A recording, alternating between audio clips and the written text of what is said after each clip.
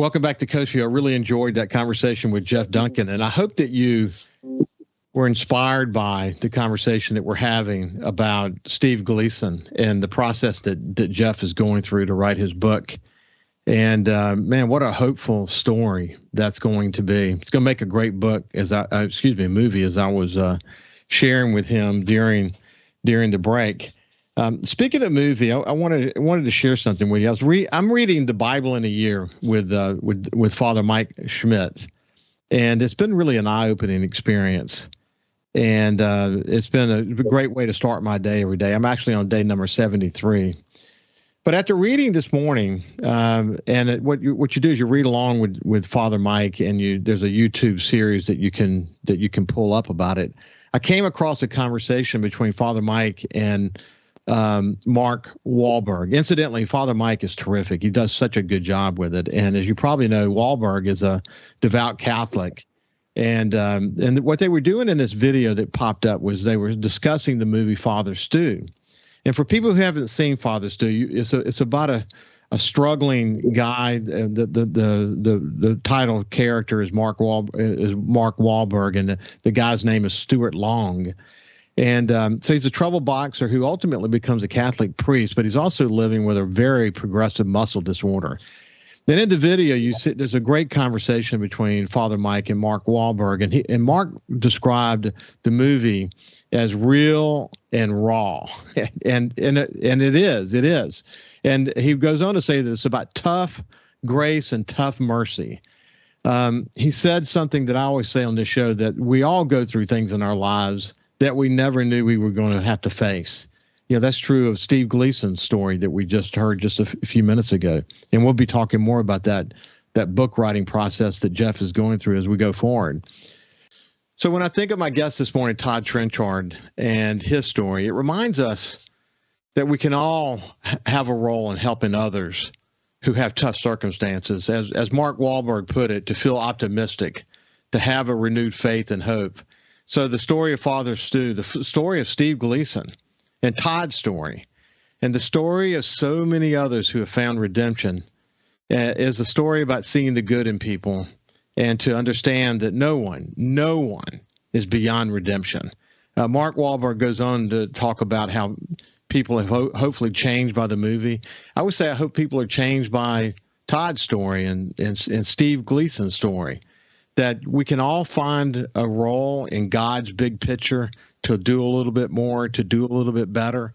So in so many ways, the story of the Bacot Foundation of South Mississippi is a story about that. So now let's turn to my dear friend Todd Trenchard, the executive director of the Bacot Foundation of South Mississippi, and just welcome him to the show. How you doing, Todd? Doing good, Ricky. And, that is a tongue twister on our new name because we branded the old name so well. But yeah. We are getting all used to it, and appreciate you having me back on the show, and love the intro. And it's so appropriate because it's homecoming weekend at Home of Grace, and I'll be going there, of course, just having celebrated 25 years being sober. And a lot of those people are going to their first homecoming reunion, or some families are going there just to learn more. And you are, just by having stayed sober that long, sort of an inspiration for a lot of them to say, hey, maybe one day I could do that. And I believe it so well. And it's interesting, I think a little bit of divine intervention that video got thrown to me this morning, because I speak of your story and your challenge many times, and that, it's a story about don't give up on anyone. And as I said, no one is beyond redemption. And we should always be challenged to find the good in people. And I love the way that Ted Jackson, the Pulitzer Prize-winning photojournalist from New Orleans, who was on my show recently, he grew up in Mississippi, incidentally, and wrote a terrific book. But one of the points he made was, we may not be able to change the world, but we can change one person if we decide we want to do that. Who's our one person going to be?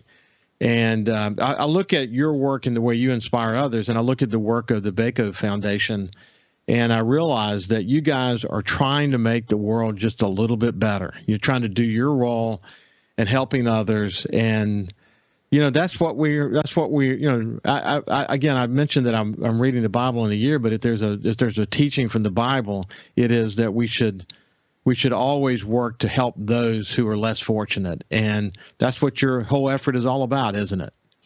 It is. And, along the way, you meet some great causes, some people that are just like you said, this is not unique. I mean, some people are able to be out in the community and the media, and you hear about them, but I meet a lot of more people that don't want to be a part of the media or be known, and they're just tirelessly every day making a difference just by showing up and being that person that you said, being an encourager as they sit next to the person in the office with them. And, those are the true heroes, and those are the ones I love to cross paths with, because I don't know that I would relive my story just so I could come out and say I've been to 40 treatment centers.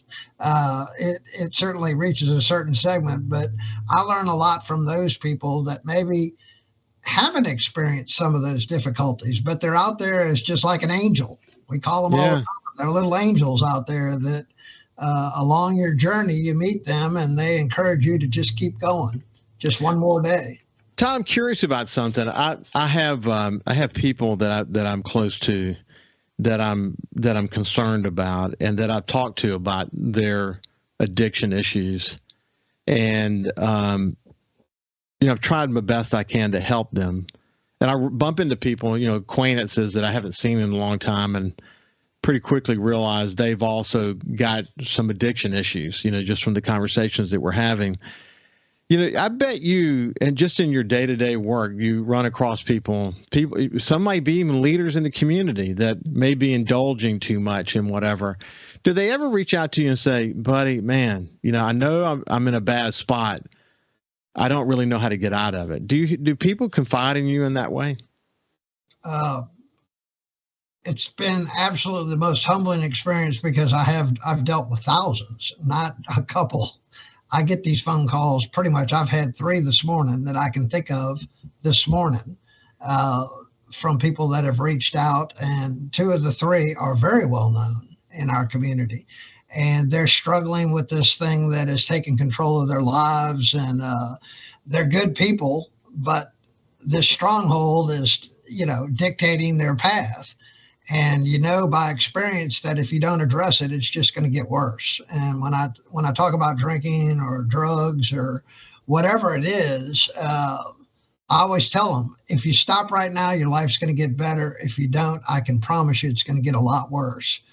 And that's the horror of all this, because it just keeps taking and taking and taking. And we have this adage, ends in jails, institution, or death. Yeah. And I don't know anybody that's beat it to this day. Well, Ted Jackson points out that one thing we all share is addiction. We're all addicted to something, some more so than others.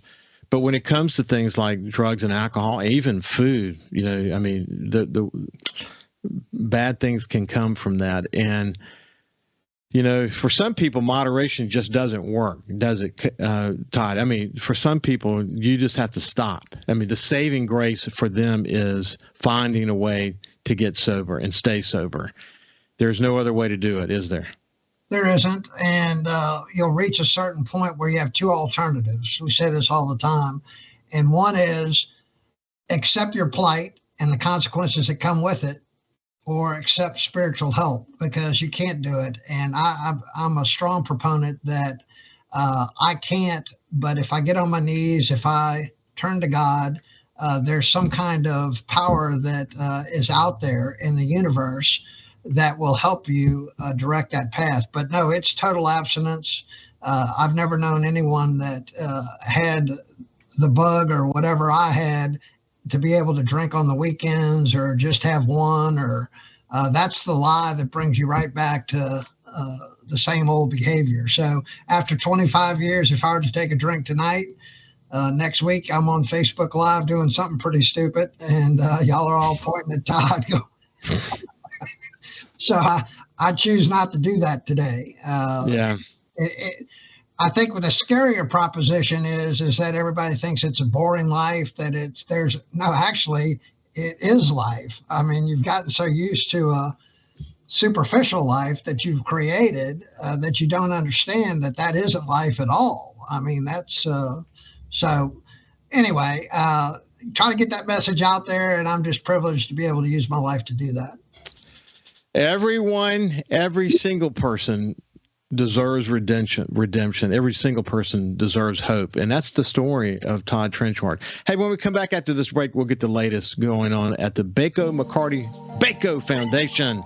I cannot get that out of my head. The Bacot Foundation of South Mississippi. We'll see you after this. Welcome back to Coast View. Someone needed to hear the message from the first half of this show. And,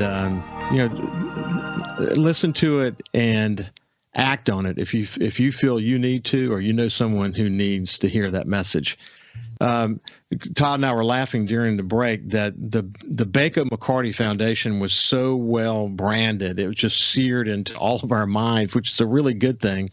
But to change the name to the Bacot Foundation of South Mississippi, it's going to take several of us who've been using that old phrase for so long to change. We'll get the latest, but listen, real quick, I just want to say that I saw where Amanda Ray, your incredible assistant and who's done a great job working with you, ran 100-miler. I mean, that is so impressive. I don't know how to even get my head around that. And I'm a runner. And I can't even get that in my head to run 100 miles. I mean, people are super proud of her, aren't they? They are. And again, she's showing that you can do anything if you put your mind to it and you have that, I guess, dedication, because you didn't just get there doing that overnight. You've had to do that over years. And she's truly inspiration to a lot of people that they can do just about anything. My point in the whole thing was, I said, if you're going to do all this running, we're going to turn this into a fundraiser. And so we went to remember the old template where the March of Dimes would do per mile. Yeah. And able to raise, we'll end up $5,000-$6,000 that we're going to put towards scholarships, just from people, her friends and stuff that have contributed. So that's neat to see. Yesterday at Rotary, I got up and it was a great way to wave $100 bill for Amanda, who's going to match that. And several of my friends did the same thing, and that'll all go towards scholarships. So if you can take somebody like that, use it to benefit others, it's a great story. And now my mind's thinking, well, why don't we have 20 doing that? Right. Multiply by 20. Hey, what's interesting, it's called the Mississippi 50 Trail Run, but what's so interesting about it is it's not a asphalt top run, man. This is a kind of a grueling run, isn't it? Yeah, they run through the woods, and I told her to text if a bear got her, and I mean, there's animals out there. You're running 24 hours. You're at nighttime. Fortunately, the weather wasn't too bad, but they run in, these people are a different breed. They're out there running. They think rain is fun. So. Hey, so you're our friend Michael Sunderman from Jackpot and South Mississippi Living and other publications. You actually have an office at his office complex, and you're actually in the Gulfport office today. Tell me the latest at the Bacot Foundation. Well, right now it's we're helping put on a lot of events tonight. We have Birds of a Feather at the Audubon Center. We present the Boys and Girls Club Golf Tournament, the Dream Program Golf Tournament. Of course, we're rolling out the Jolly, which is in its 20th year of selling out every year and has turned into something that's just been historic. To sell out a tournament that long, and I don't know that it could be duplicated, to do it that long at that level. And so we're putting that on, going back to the IP this year. So we're also at the same time putting on events over here in Gulfport at the Den. We're having a Bourbon and Bubbles event where all the monies will go towards scholarships with the Gulfport Rotary. We're doing the same thing in Pascagoula, Ocean Springs. It's 90-0, and it's not for the weak of heart. And somebody asked the other day, do you ever stop? I said, no.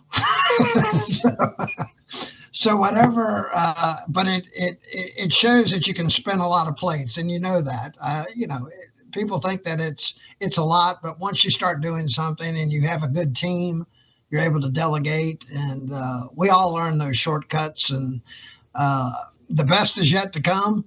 I don't think we're even scratching the surface. And that's what I love about coming over all across South Mississippi is just redoing what we've done in Pascagoula for so many years. Yeah, I'm excited about the whole sort of coastal Mississippi focus.